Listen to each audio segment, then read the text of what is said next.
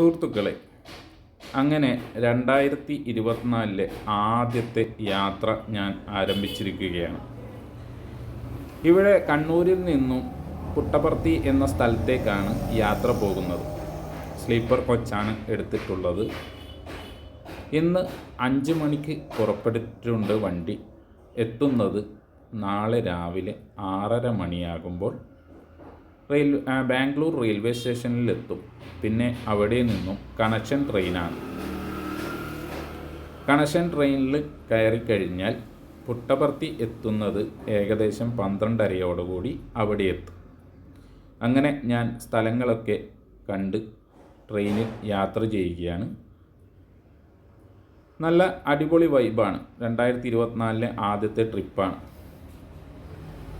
അപ്പോൾ നിങ്ങൾക്കും യാത്ര ചെയ്യണമെങ്കിൽ അവിടെയുള്ള ഒരുപാട് കാര്യങ്ങളുണ്ട്.